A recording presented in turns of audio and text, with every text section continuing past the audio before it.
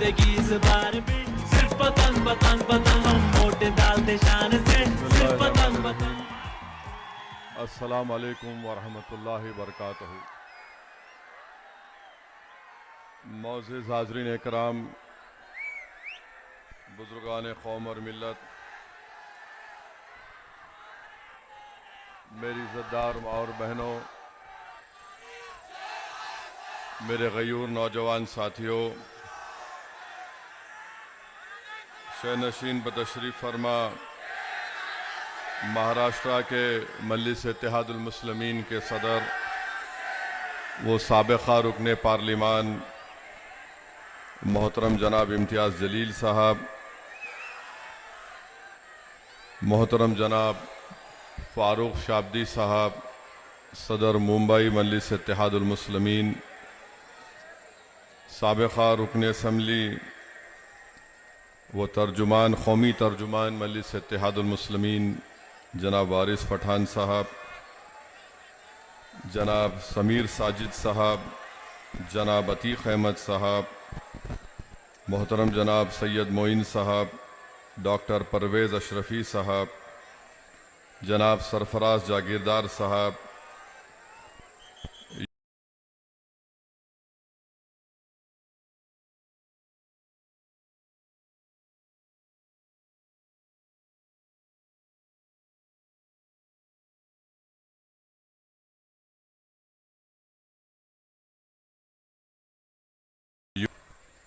और समीर शेख साहब का जो आज मजलिस इत्तेहादुल मुस्लिमीन में शामिल हो रहे हैं, उनका दिल की गहराइयों से उनका खैर मुक़द्दम करता हूँ और मैं अल्लाह से दुआ करता हूँ कि इनकी मजलिस इत्तेहादुल मुस्लिमीन से शमूलियत ना सिर्फ मजलिस को मजबूती अता करेगी अहमदनगर में, बल्कि इंशाअल्लाह ताला पूरे अहमदनगर में एक इत्तेहाद की फ़िज़ा और मजबूत होगी।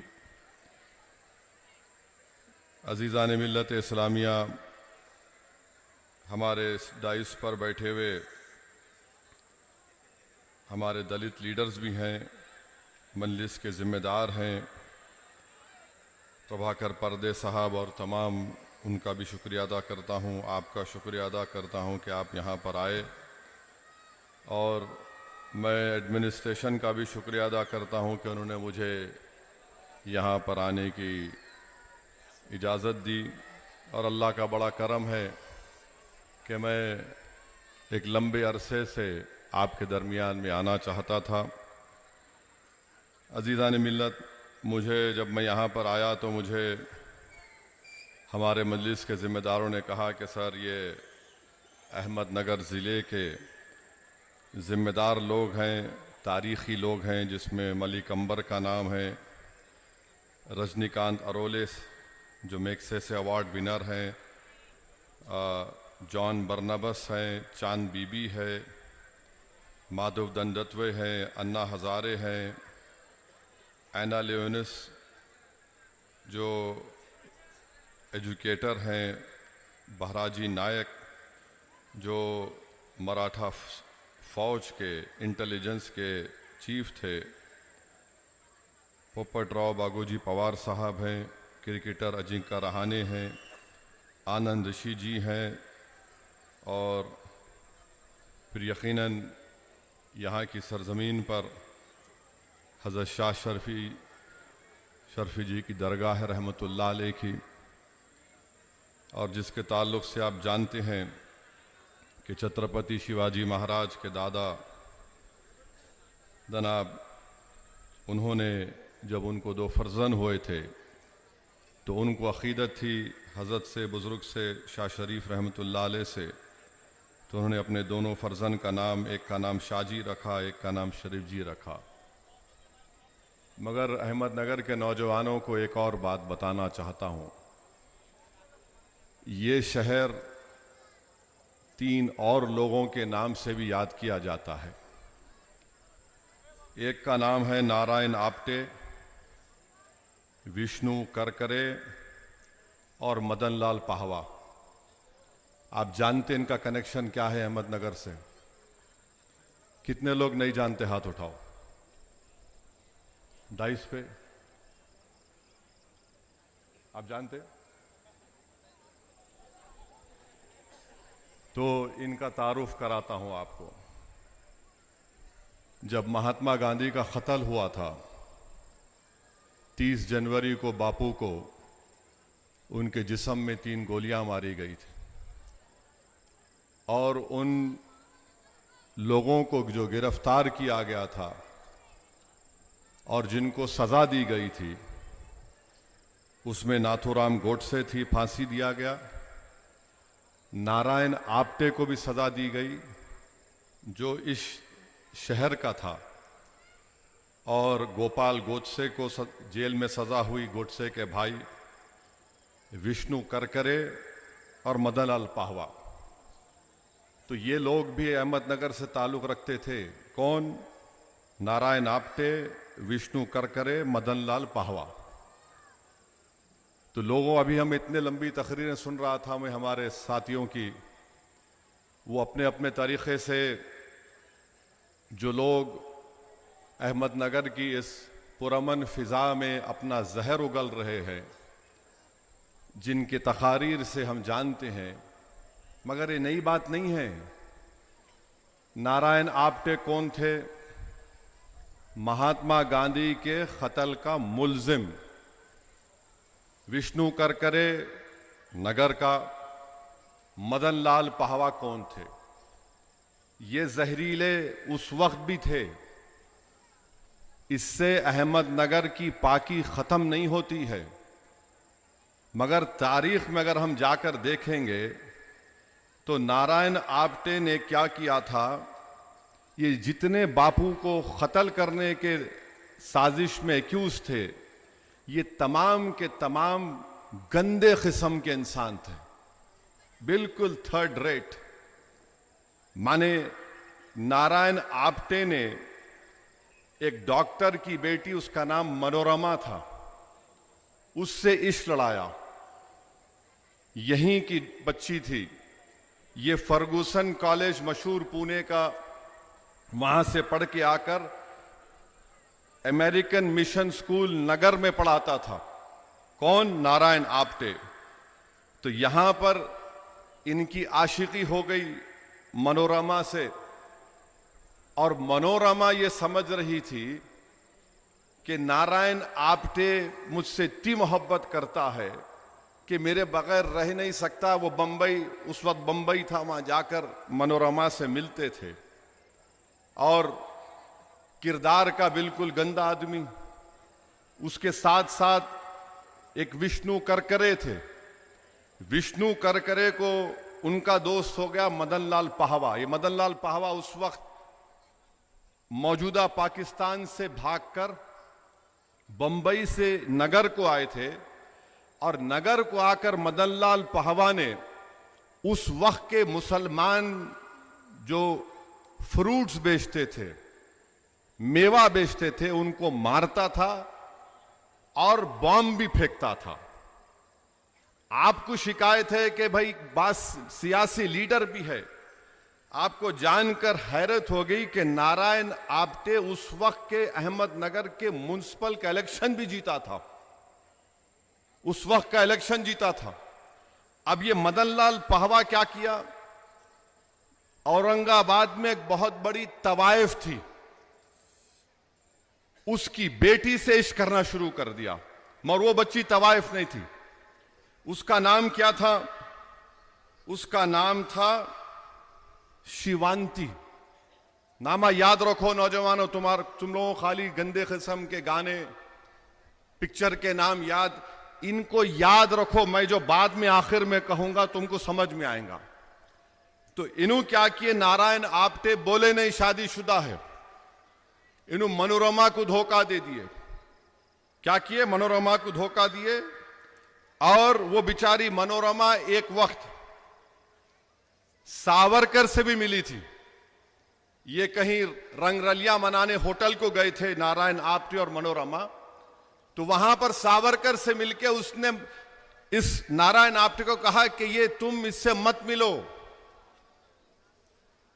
मगर वो मोहब्बत में दीवानी हो गई। बोलते ना मोहब्बत अंधी होती है, ये अंधी हो गई। उसके बाद ये मदनलाल पाहवा यहां पे, इसकी दोस्ती हो गई शिवांती से। और आपको जानकर तकलीफ होगी कि शिवांती की उम्र 19 साल की थी और ये जो नारायण आप्टे की मोहब्बत हुई थी मनोरमा से, उसकी उम्र 16 साल की थी। बहरहाल ये दोनों तीनों निकलकर कर विष्णु करकरे, नारायण आप्टे, मदनलाल पाहवा, ये तीनों मिलकर इनको जाना था दिल्ली। 30 जनवरी के दिन गांधी को गोलियां मारी गई। ये लोग क्या किए, 14 जनवरी को नगर से ट्रेन में बैठे, मगर पाहवा को, यानी ये मदनलाल पाहवा को सर पे मार पड़ा। उन्हें बोला तुम चलो, मैं बाद में आता हूं। ये चले गए, करकरे चले गए। फिर बाद में नारायण आप्टे जो है दिल्ली पहुंच गया और नारायण आप्टे ने कहा अपनी महबूबा से, मनोरमा से, देखो मैं जा रहा हूं। मनोरमा के वालिद पुलिस के दवाखाने में एक डॉक्टर थे और अगर तुमको मुझसे लव लेटर लिखना है तो मैं जैन साहब का एड्रेस दिए, तुम यहां लिख देना। तो चले गए, दिल्ली चले गए। अब पहले शादीशुदा, यहां इश्क लड़ा दिए। दिल्ली पहुंचने के बाद उनके चिचा बोले, मियां तुम्हारे से एक बच्ची है, तुम शादी करते क्या? बोले फौरन करता हूं, बताओ देखता हूं जाके। तो नारायण आप्टे जो है वहां चले गए। वो बेचारी खत लिख रही, तुम आ जाओ, तुम आ जाओ वापिस। सुनो, वहां चले गए।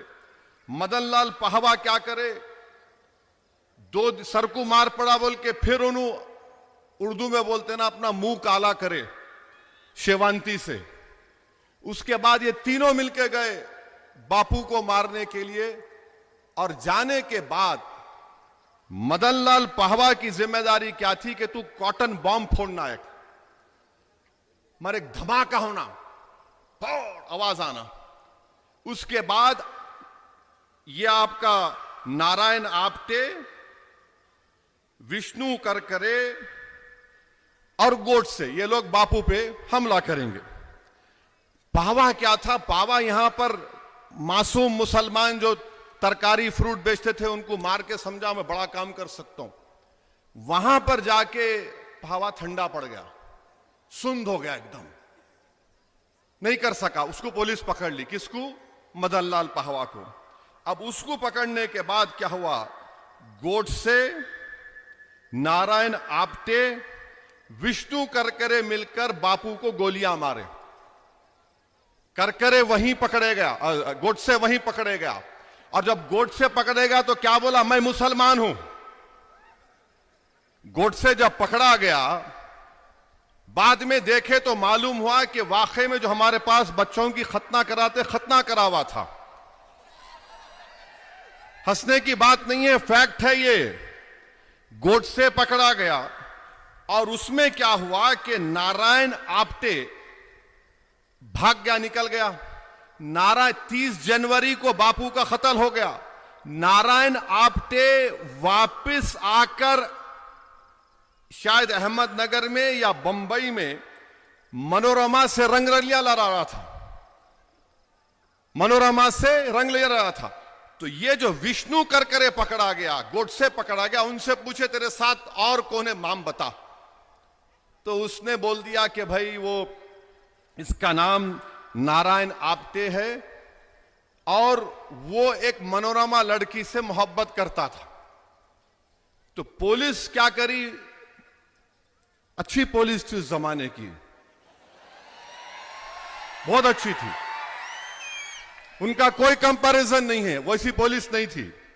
आज तो खैर माशाअल्लाह कोई बात नहीं। तो वो लोग क्या किए, उसको बुलाए, मनोरमा के वालिद को, मनोरमा को बुला के बोले, बोलो नारायण आप्टे कहां हैं?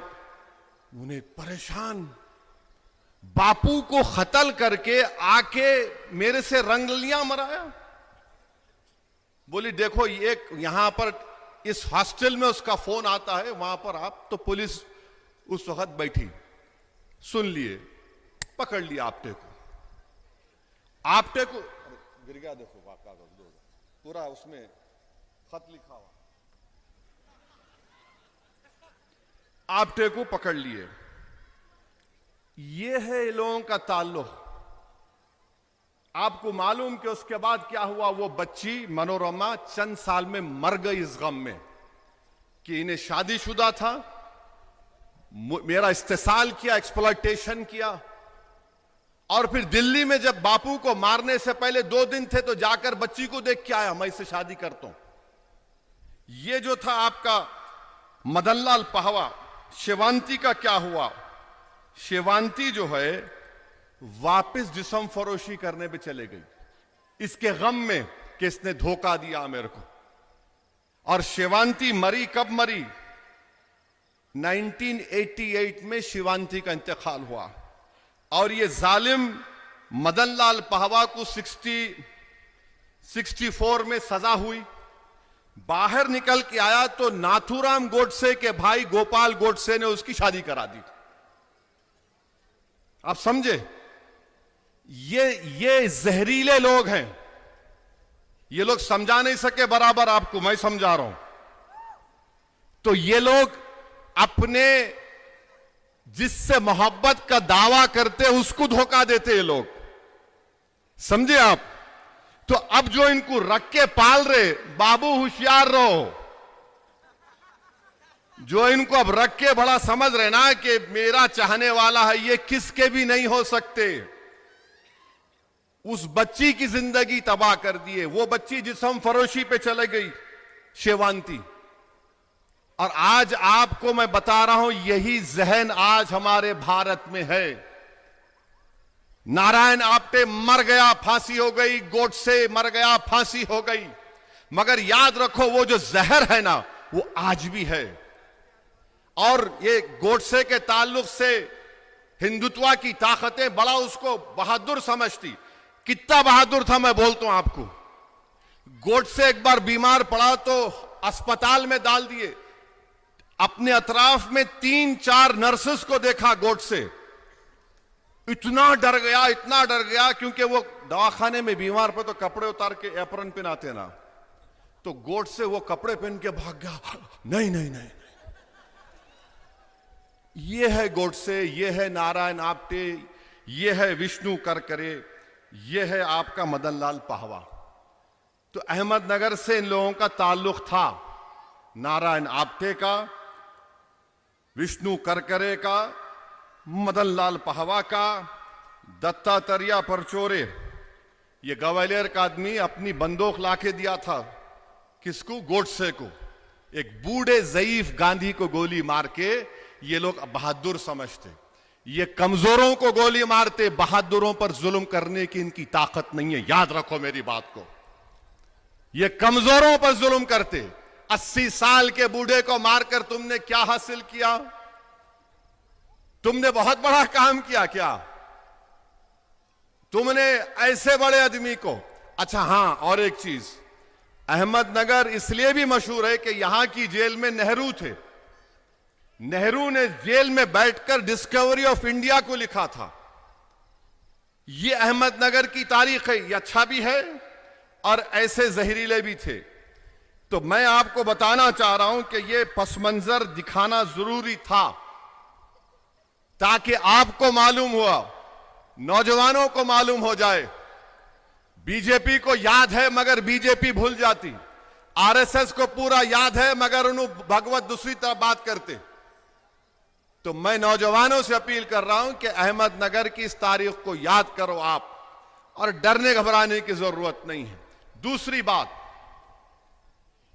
हमारा ईमान यह है कि हम रसूलुल्लाह सल्लल्लाहु अलैहि वसल्लम को दुनिया की तमाम चीजों से बढ़कर चाहते हैं।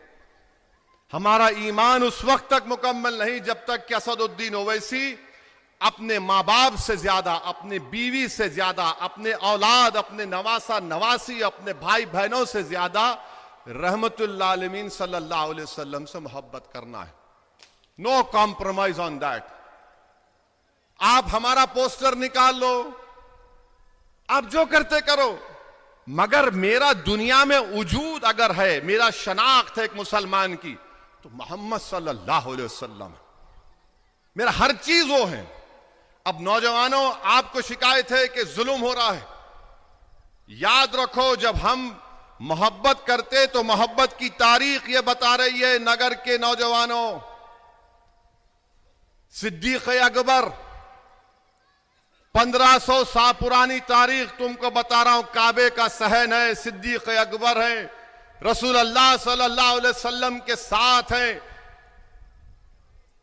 कुफारान खुरैश ने सिद्दीक अकबर ने कहा कि दीन को कबूल करो और ये रहमतुल्लाह आलमीन सल्लल्लाहु अलैहि वसल्लम है। तो कुफारान खुरैश ने सिद्दीक अकबर को इतना मारा कि बाज रिवायतों में आया कि एक शख्स जो उतबा बिन राबिया नाम था, वो तो अपना जूता निकाल कर, तो जब सिद्दीक अकबर बेहोश हो गए, अबू बकर सिद्दीक रजी अल्लाह ताला अन्हु, तो लोग ये देख रहे थे कि उनके चेहरे को देखकर ये नहीं कह सकते थे कि उनकी नाक कहां है, नाक पीछे है या आंख पीछे या सामने। बेहोश हो गए। जब सिद्दीक अकबर को होश आया तो पहला जुमला उनकी जबान से क्या निकला अपनी मां से? बताओ मोहम्मद सल्लल्लाहु अलैहि वसल्लम कैसे हैं, बताओ मोहम्मद सल्लल्लाहु अलैहि वसल्लम कैसे हैं। सिद्दीक अकबर की मोहब्बत गार में है, हिजरत कर रहे हैं। गार में सिद्दीक अकबर चले गए, बोले या रसूल अल्लाह आप ठहरिए। अंदर गए, गार को साफ किया, सब सुराखों में पत्थर लगाए, बोले आकाए दो आलम आप अंदर आइए। एक सुराख दिखा, अपना पैर रख दिया, सांप था, सांप डस दिया। सिद्दीक अकबर के आंख में आंसू आए, आंसू गिरना शुरू हो गए। रसूल अल्लाह सल्लल्लाहु अलैहि वसल्लम ने पूछा सिद्दीक अकबर से, अबू बकर क्या बात है? कहा रसूल अल्लाह सांप ने मुझे डस लिया। सिद्दीक अकबर नहीं चाहते थे कि आकाए दो आलम सल्लल्लाहु अलैहि वसल्लम को कुछ तकलीफ हो। रसूलुल्लाह सल्लल्लाहु अलैहि वसल्लम ने लाब दहन लाया और सिद्दीक अकबर को शिफा हो गई। अब नौजवानों, तुम्हारे से एक सवाल, 7वां आदमी कौन था जो इस्लाम कबूल किया? बताओ। इस पूरे मजमे में पूछ रहा हूं, मैं यहीं पर 5000 रुपए देके जाता हूं। 7वां आदमी कौन था जिसने इस्लाम को कबूल किया था? किसको मालूम?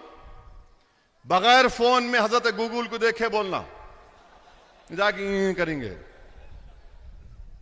उनका नाम हजरत बिलाल था। हजरत बिलाल अबिसिनिया के थे। आज हमारे पास क्या है? बच्चे की शादी करने जाते, बच्ची गोरी है, कितना रंग साफ है उसका, बच्ची गोरी होना। हजरत बिलाल स्लेव थे, गुलाम थे। इतना जुल्म होता था उनके ऊपर कि उनके पीठ पर गरम रेत पर लिटाकर गरम गरम पत्थर हजरत बिलाल के सीने पर रख दिए जाते और बोलते बिलाल छोड़ दे इस्लाम को। तो पुकारते थे बिलाल क्या? अहद अहद अहद, यानी अल्लाह एक है। रसूलुल्लाह सल्लल्लाहु अलैहि वसल्लम सामने से गए और कहा बिलाल सब्र करो। आकाए दो आलम ने सिद्दीक अकबर से कहा जाओ बिलाल को लेकर आओ। जब बिलाल को खरीद के लाए तो हजरत बिलाल को एजाज क्या हुआ? इस दीन में सबसे पहली अज़ान किसने दी? हजरत बिलाल ने दी। मक्का फतह हुआ, आकाए दो आलम ने कहा सब सहाबा हैं, किसको एजाज हासिल होगा कि अज़ान देंगे? आका ने फरमाया सल्लल्लाहु अलैहि वसल्लम बिलाल चढ़ो काबतुल्लाह के ऊपर। हजरत बिलाल काबे के ऊपर चढ़ गए। बोले किधर रुख करके दूं? बोले बिलाल मेरी तरफ रुख करो। हजरत बिलाल ने अज़ान दी, अल्लाहु अकबर अल्लाहु अकबर। और जब रसूलुल्लाह सल्लल्लाहु अलैहि वसल्लम पर्दा फरमाए, हजरत बिलाल मदीने में नहीं रह सके, चले गए कहां? सीरिया को चले गए। ख्वाब में रसूलुल्लाह सल्लल्लाहु अलैहि वसल्लम आए, बोले बिलाल तुम क्या हमको भूल गए? हजरत बिलाल को ख्वाब में आकर कहा बिलाल क्या तुम हमको भूल गए? हजरत बिलाल वापिस आए मदीने को। फिर इमाम हसन और हुसैन आकर उनसे कहा बिलाल नाना जान की अज़ान दो। हजरत बिलाल ने कहा नहीं दे सकता मैं। बोले नहीं, हुक्म है हमारा। तो उन्हें कहा कि आप आले रसूल हैं। अज़ान दी हजरत बिलाल ने। मदीने शरीफ में कोहराम मच गया कि लोग समझे कि रसूलुल्लाह सल्लल्लाहु अलैहि वसल्लम वापिस आ गए। मगर जब हजरत बिलाल अशहदु अन्ना मोहम्मद रसूलुल्लाह पे पहुंचे, बेहोश हो गए। बेहोश हो गए। ये मोहब्बत है हजरत बिलाल की रसूल अल्लाह सल्लल्लाहु अलैहि वसल्लम से। जब हजरत बिलाल की जिंदगी का आखिरी वक्त, तो उनकी बीवी ने कहा, वाह हज़ाना कि क्या गम का वक्त है। तो हजरत बिलाल ने कहा, वाह तराबा, क्या खुशी का वक्त है। बीवी बोल रही है गम का वक्त है, बिलाल कह रहे हैं वाह तराबा। बोले क्यों कह रहे? बोले रसूल अल्लाह सल्लल्लाहु अलैहि वसल्लम से मुलाकात का वक्त है। तो कभी भी मौत से डरना नहीं। रसूल अल्लाह सल्लल्लाहु अलैहि वसल्लम से मुलाकात का वक्त है। नौजवानों, क्या तुम जानते खुबैब बिन अदी कौन थे? सहाबी रसूल हैं। पकड़ लिया उनको कुफारान कुरैश, सलेब पर माने क्रॉस पर लटका दिए। कोई चाकू मारता, कोई छुरी मारता, और किसी कहने वाले ने कहा कि अरे खुबैब, क्या अच्छा होता है कि तुम्हारी जगह पर रसूल अल्लाह सल्लल्लाहु अलैहि वसल्लम और तुम घर में आराम से बैठो। हज़रत खुबैब ने कहा, खुदा की कसम नहीं, मैं सब कुछ कुर्बान कर दूंगा मगर मेरे आकाए दो आलम सल्लल्लाहु अलैहि वसल्लम के जिस्म मुबारक में एक कांटा भी चुभता नहीं देख सकता। जब उनको फांसी की सजा दी जा रही थी, तो हजरत खुबैब बिन अदी ने कहा कि ऐ जालिमों, मुझे 2 रकात नमाज पढ़ने दो। ये 2 रकात नमाज मौत से पहले ये हजरत खुबैब बिन अदी की है। नौजवानों, 2 रकात नमाज पढ़े और नमाज पढ़ के दुआ करे, अल्लाह मैं तेरे से शिकायत कर रहा हूं, मैं तुझसे शिकायत कर रहा हूं, मौला मेरा ईमान खत्म नहीं होना, मैं दीन पर मरना, या अल्लाह मुझे दीन पर मरने दे। मौत सामने है मगर दुआ क्या कर रहे हैं? शिकायत कर अल्लाह से। और फिर क्या कहा? अल्लाह, जो आज मुझे लोग मार रहे, अल्लाह तू उनको चुन चुन कर तू उनसे बदला ले। तो जो लोग आज जुल्म कर रहे हैं, हजरत खुबैब बिन अदी की रूह पुकार कर कह रही है कि जो लोग आज हम पर जुल्म कर रहे हैं, हम कमजोर समझ रहे ना, अल्लाह हमारा बदला लेगा इंशाअल्लाह ताला। तुम बेजुबान हमको समझकर मार रहे हो, तुम कमजोर समझकर हमारे घरों को तोड़ रहे हो, तुम हमको पीट रहे हो, नौजवानों की जवानी को जेल में डालकर बर्बाद कर रहे हो, अल्लाह बदला लेगा, हम कुछ नहीं करेंगे इंशाअल्लाह। मेरे अजीज दोस्तों और बुजुर्गों, हौसलों को बुलंद रखो। जब खुबैब बिन अदी पर जुल्म होता था, तो एक सहाबी रसूल थे, सईद बिन अमीर का नाम था, वो सीरिया के गवर्नर बन गए। तो रातों में बाज़ वक़्त वो बेहोश हो जाते। फारूक आजम खलीफा थे, उनसे पूछा कि सईद बिन अमीर क्या है ये? बोले मैं उस वक्त खुबैब बिन अदी के पर जो जुल्म किया जाता था देखता हूं तो बेहोश हो जाता हूं। तो तुम समझ रहे अल्लाह नहीं देख रहा ये? और हम समझ रहे अल्लाह देख रहा। मेरे भाई, अल्लाह सब कुछ करने वाला है। और अगर तुम्हारे दिल में जरा सा भी ये ख्याल पैदा है, यार बड़ी बेबसी है यार, बड़ी बेबसी है यार, क्या हो रहा है ये? मेरे दोस्त, गज़ा को याद करो। 65,000 शहीद हो गए। कितने? 65,000 गज़ा में शहीद हो गए। और क्या बोल रहे हैं? मरने को तैयार है मगर जालिम के आगे झुकने को तैयार नहीं है। गज़ा की माएं अपने बच्चों को उठा कर कह रही हैं कि बेटा जा, बेटी जा।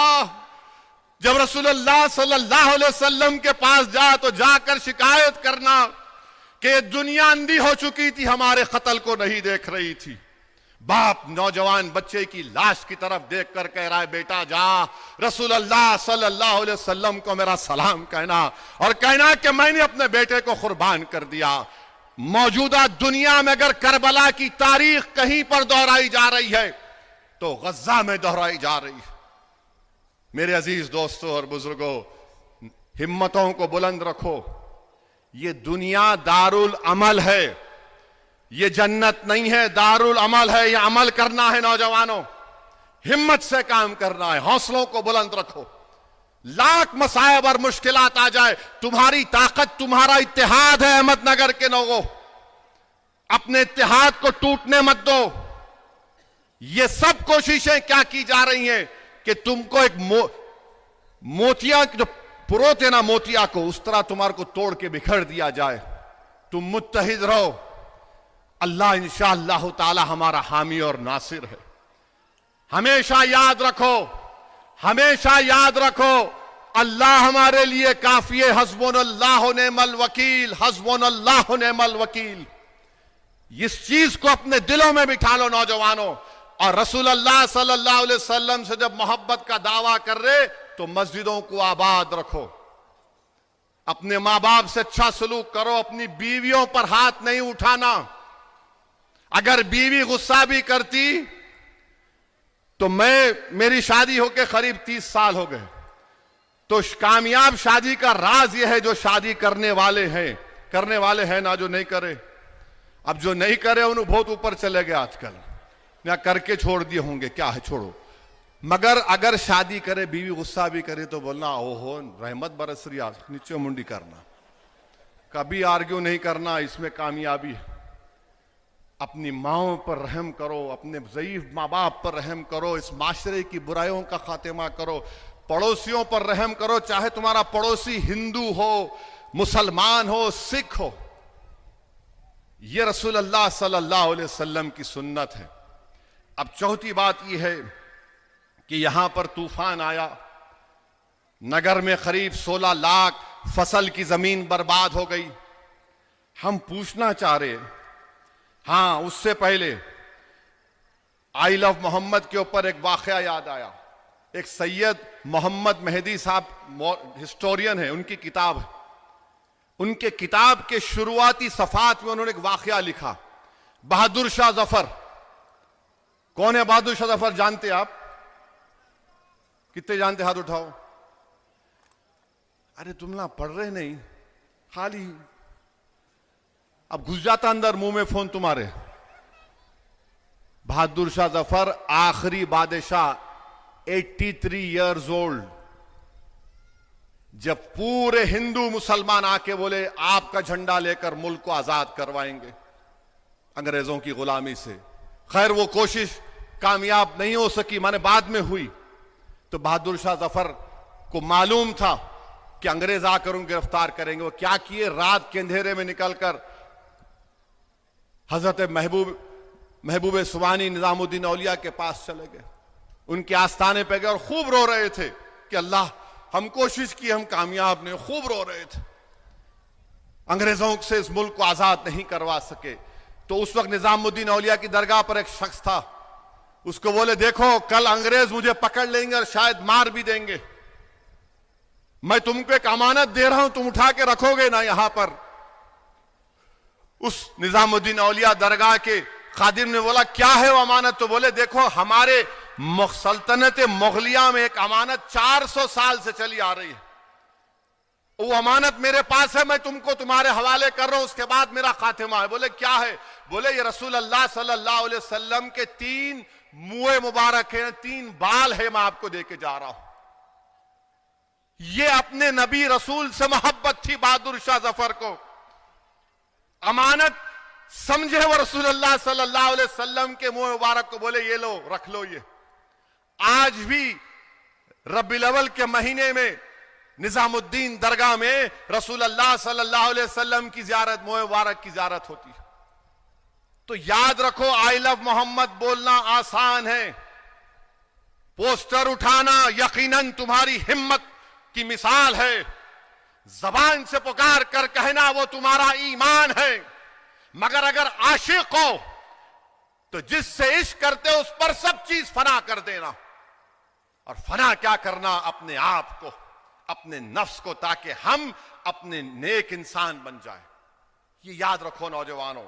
अब यहां पर सैलाब आया, अब सैलाब में देवेंद्र फडणवीस बोल रहे मैं कितना बोले उन्होंने एक लंबा बयान दे दिए, इतने 31,000 का की करोड़ बोले। फडणवीस साहब आप यकीनन मोदी जी के नक्शे कदम पे छोड़ रहे, लंबा लंबा छोड़ने के माहिर हो गए आप।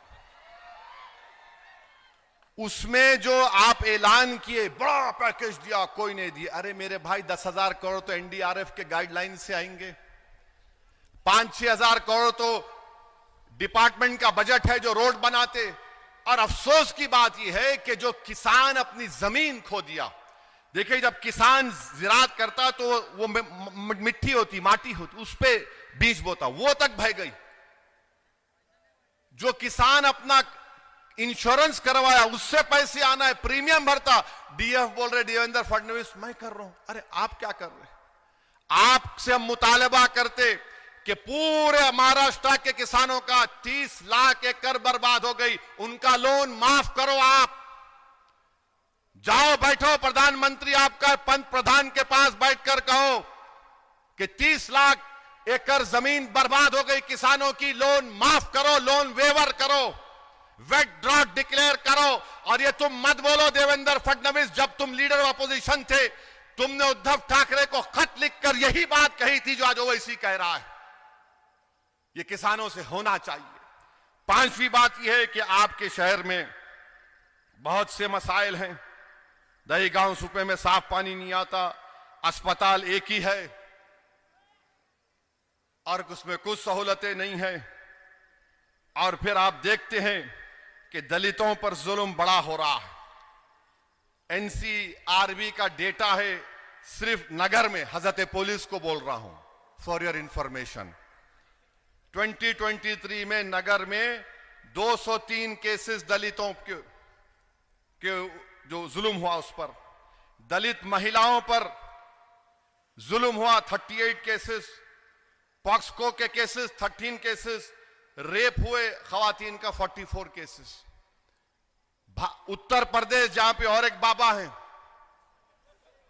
गोली मारो बटेंगे तो कटेंगे, सबसे ज्यादा दलितों पर जुल्म उत्तर प्रदेश में हुआ। 15,100 के ऊपर केसेस यूपी में हैं, 15,000 केसेस।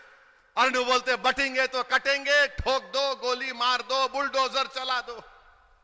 और इसका नतीजा क्या निकला कि भारत के सुप्रीम कोर्ट के चीफ जस्टिस, दूसरा दलित जज, उसके कोर्ट में एक 72 ईयर ओल्ड बुड्ढा आकर जूता निकालकर हमारे सुप्रीम कोर्ट के जज के इजलास में जूता फेंकता है और कहता है कि सनातन धर्म का अपमान हिंदुस्तान में नहीं सहा जाएगा। अरे उसका गवाही साहब, सुप्रीम कोर्ट के दूसरे दलित जज, जूता उठाकर फेंकना वो पूरी अदालत की तौहीन है। कहां है वो कोर्ट, कहां है वो वकील जो आज एहतजाज क्यों नहीं कर रहे? अगर तुमको दलितों से मोहब्बत नहीं तो क्या तुम सुप्रीम कोर्ट की अजमत के कायल नहीं हो? तुम क्यों हड़ताल नहीं कर रहे? तुम क्यों प्रोटेस्ट नहीं कर रहे? इसलिए नहीं कर रहे तुम क्योंकि एक दलित के ऊपर एक बड़ा आदमी जूता उठाकर फेंका।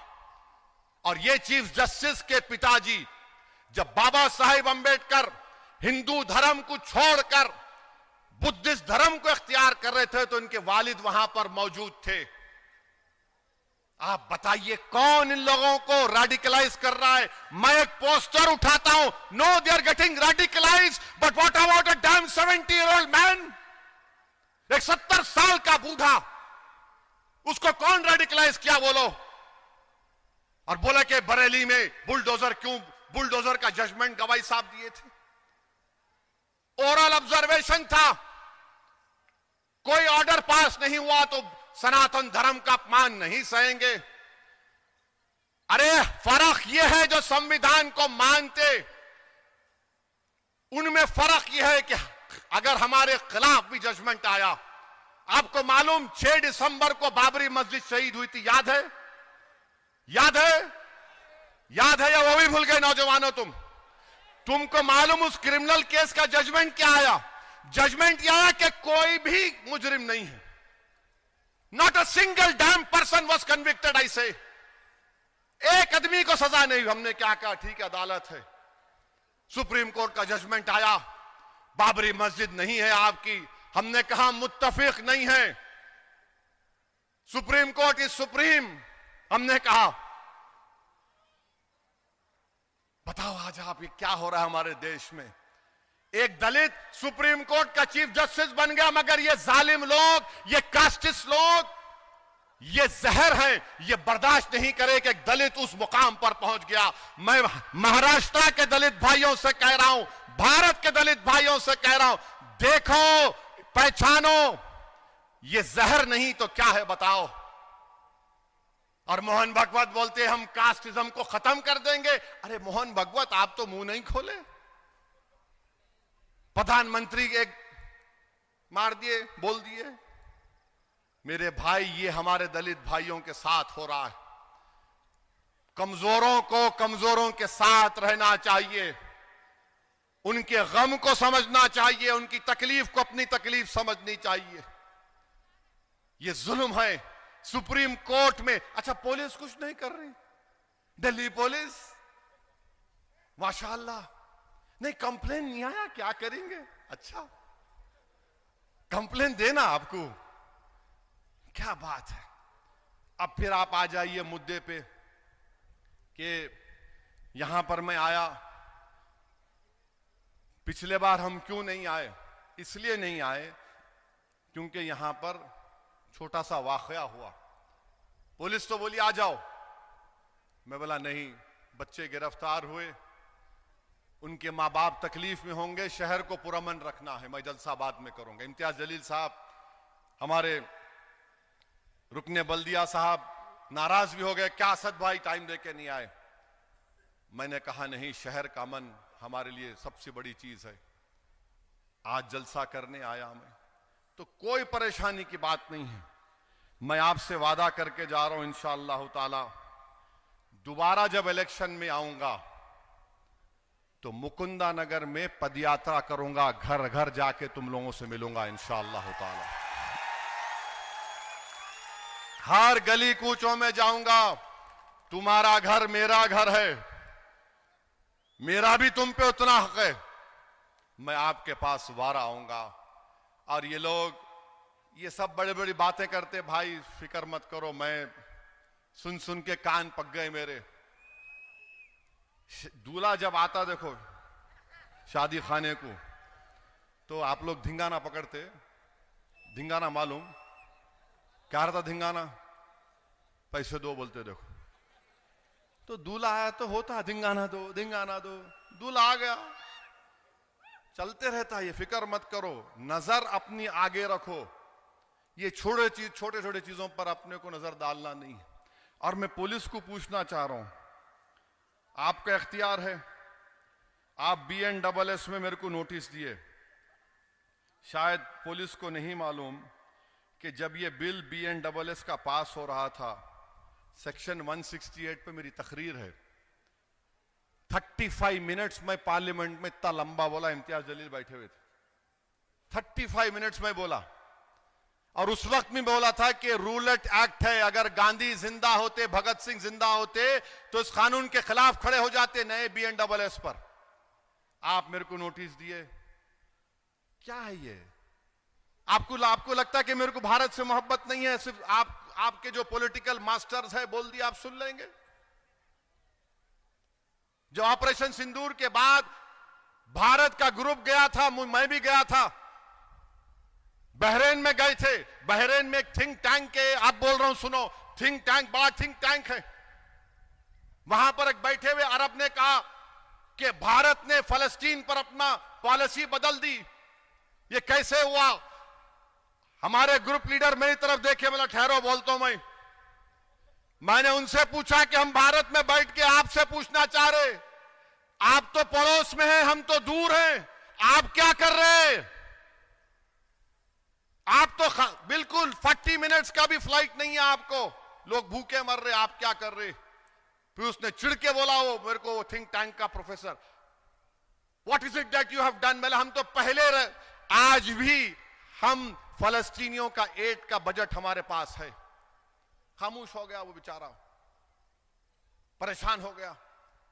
अरे मैं वहां जाके बोला, भारत की मोहब्बत में, किसी वजीर आजम की मोहब्बत में कभी ना बोलूंगा इंशाअल्लाह ताला, भारत की मोहब्बत में। और आप मेरे को नोटिस दे रहे, बकवास लिख रहे इसमें, आप क्या बकवास है ये? अच्छा, हम ये आखिर मेज से इतनी मोहब्बत क्यों? मैं 56 इयर्स का हो गया, दाढ़ी व्हाइट हो गई। Why do you only love me? I love Muhammad sallallahu alaihi wasallam, that is a fact. No, ठहरिए, मगर मेरे से ही अच्छा कोई शरद पवार की पार्टी का लेटर नहीं, अजीत पवार का पार्टी का लेटर नहीं, उद्धव ठाकरे का पार्टी का लीडर आया नहीं, शिंदे का पार्टी का लीडर आया नहीं, बीजेपी का आया नहीं, कांग्रेस का आया नहीं, आरएसएस का आया नहीं, गौरक्षकों का आया नहीं, मगर हम आते की नजर आता। ओ हो, मियां भाई आ गए।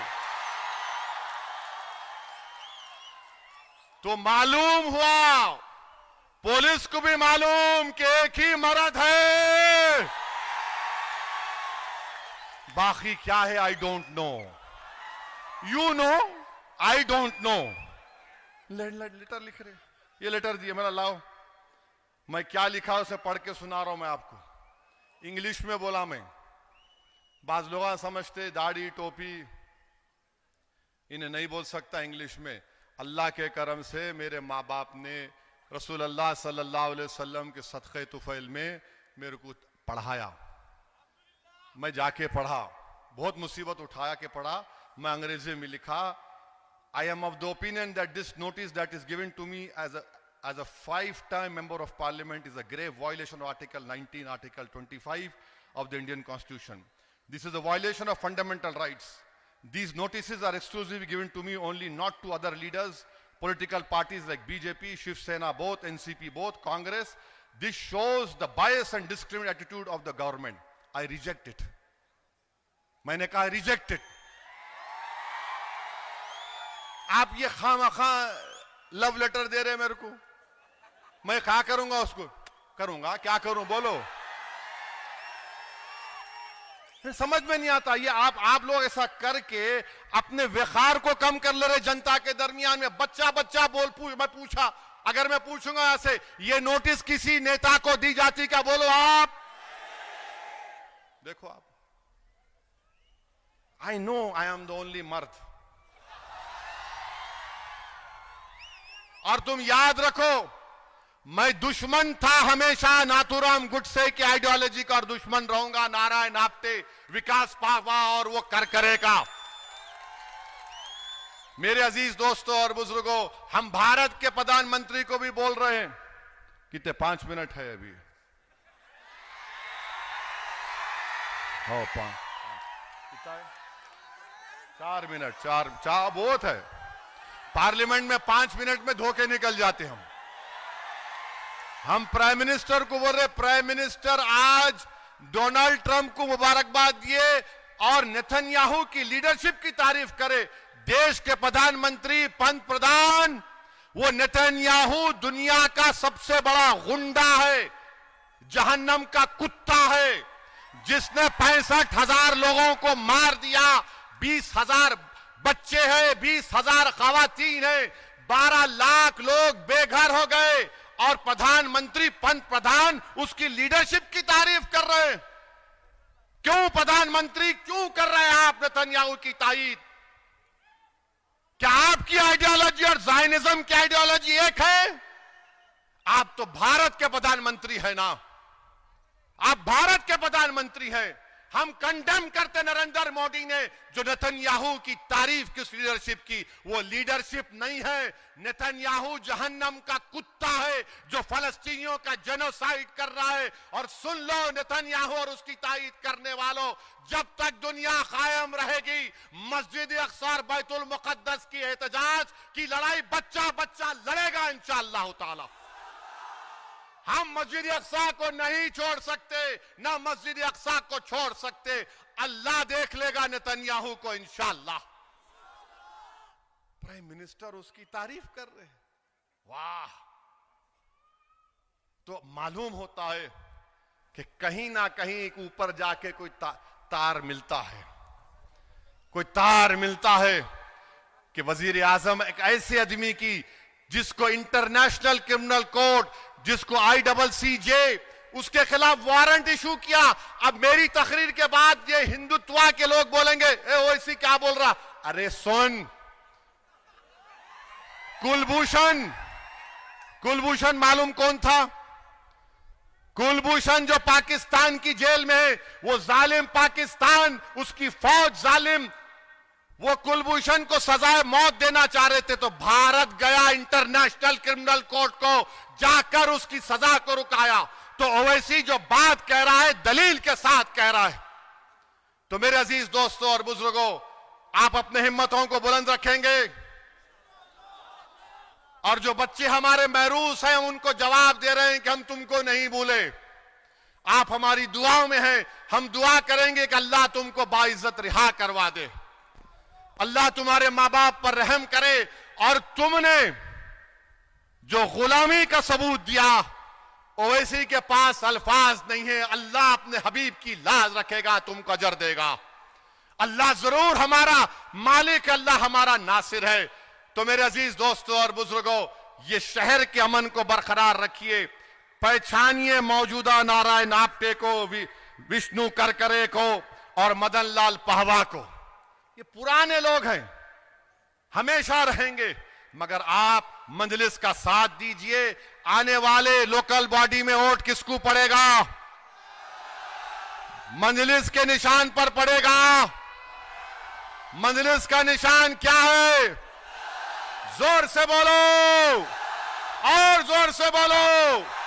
पतंग के निशान पर वोट देंगे ना तो डरेंगे तो नहीं। अब मेरी तकरीर के बाद शैतान के लोग आएंगे, आके खुस करेंगे, तो आप क्या बोलना उनको? भाग, आई लव। अल्हम्दुलिल्लाह, अल्लाह सलामत रखे आप तमाम को। बहुत बहुत शुक्रिया।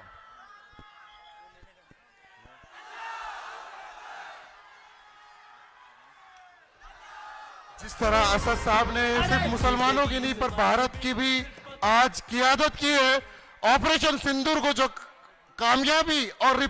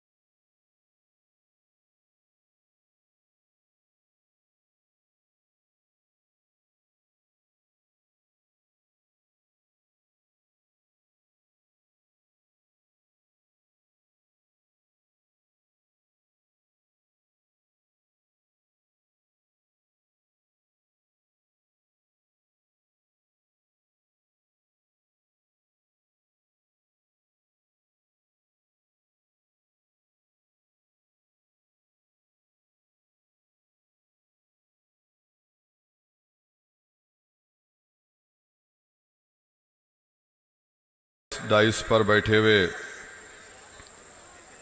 हमारे दलित लीडर्स भी हैं, मजलिस के जिम्मेदार हैं, प्रभाकर पर्दे साहब और तमाम उनका भी शुक्रिया अदा करता हूं। आपका शुक्रिया अदा करता हूं कि आप यहां पर आए, और मैं एडमिनिस्ट्रेशन का भी शुक्रिया अदा करता हूं कि उन्होंने मुझे